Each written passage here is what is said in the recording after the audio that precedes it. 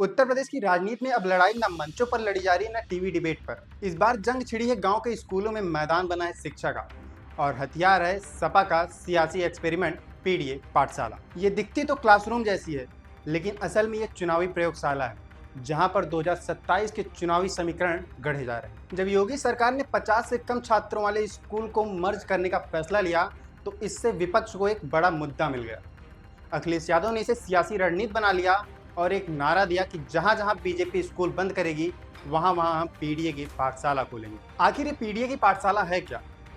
इससे 2027 के चुनावी समीकरण कैसे साधे जा रहे हैं और सरकार इन पीडीए पाठशाला चलाने वाले सपा नेताओं पर कार्रवाई क्यों कर रही है, आइए जानते हैं इस वीडियो में। ये A for Akhilesh, B for Baba Saheb, D for Dimple Yadav, M for Mulayam अब बीजेपी के लिए सिर्फ विरोध की स्क्रिप्ट नहीं, सीधी वोट बैंक की चुनौती बन चुके हैं। बीजेपी आरोप लगा रही है कि बच्चों का राजनीतिक इस्तेमाल है, कानून का उल्लंघन है और इसी आधार पर मुकदमे भी दर्ज हो रहे हैं। लेकिन समाजवादी पार्टी पीछे हटने को तैयार नहीं, क्योंकि उनके लिए लड़ाई सिर्फ स्कूलों की नहीं, विचारधारा की है।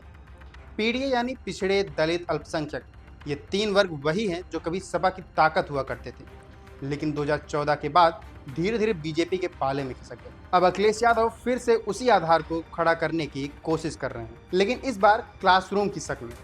इन पाठशालाओं में किताबें कम, लेकिन संदेश बड़ा है कि शिक्षा नीतियों की नहीं, राजनीति की जड़ बन चुकी है। बीजेपी कहती है कि मर्जर से गुणवत्ता बढ़ेगी, संसाधन बेहतर होंगे, लेकिन सपा का दावा है कि इससे गरीब, गांव और दलित तबका सबसे ज़्यादा प्रभावित होगा। और यही वो नैरेटिव है जो समाजवादी पार्टी गांव-गांव फैला रही है। धर्मेंद्र यादव जैसे नेता आंकड़े सामने लेकर आ रहे हैं, कहते हैं कि अब तक 26,000 से ज़्यादा स्कूल बंद हो चुके हैं और 2 लाख से अधिक शिक्षक पद खाली हैं। उन्होंने तो यहाँ तक कह दिया कि सरकार की प्राथमिकता शिक्षा नहीं, शराब की दुकानें हैं। यह सब सुनकर एक बात तो साफ है कि पीडीए पाठशाला अब सिर्फ आंदोलन नहीं बल्कि चुनावी तैयारी बन चुकी है। जिसके बाद बीजेपी को भी इस बात का एहसास हो गया कि कहीं स्कूल मर्जर का मुद्दा 2027 के चुनाव को लेकर टर्निंग पॉइंट न बन जाए, और शायद यही वजह थी कि सरकार को अपनी नीतियों में बदलाव करना पड़ा। सरकार ने कहा कि ये 50 से अधिक छात्रों वाले स्कूल मर्ज नहीं होंगे और 1 किलोमीटर से ज़्यादा दूरी वाले स्कूल भी बंद नहीं किए जाएंगे। लेकिन तब तक अखिलेश यादव यह दावा कर चुके थे कि यह पीडीए की जीत है और भाजपा की नैतिक हार। अब सवाल यह नहीं कि पाठशाला में क्या पढ़ाया जा रहा है, सवाल यह है कि वहाँ किसका जनाधार खड़ा हो रहा है। और यही बीजेपी की असली चिंता है कि अगर ये प्रयोग जमीन पर बैठ गया, अगर पिछड़े, दलित और अल्पसंख्यक फिर से लामबंद हो गए, तो 2027 में बीजेपी की सोशल इंजीनियरिंग का ताना बाना टूट सकता है।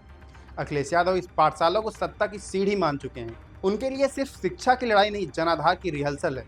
और बीजेपी के लिए क्लासरूम अब विपक्ष का नया चुनावी वार रूम बन चुका है। तो जब कोई कहे ये सिर्फ स्कूल की बात है या फिर बच्चों की पढ़ाई का मसला है, तो याद रखिए, दरअसल ये राजनीति की वो पाठशाला है जिसमें यह तय हो रहा है कि 2027 का अगला मुख्यमंत्री कौन होगा।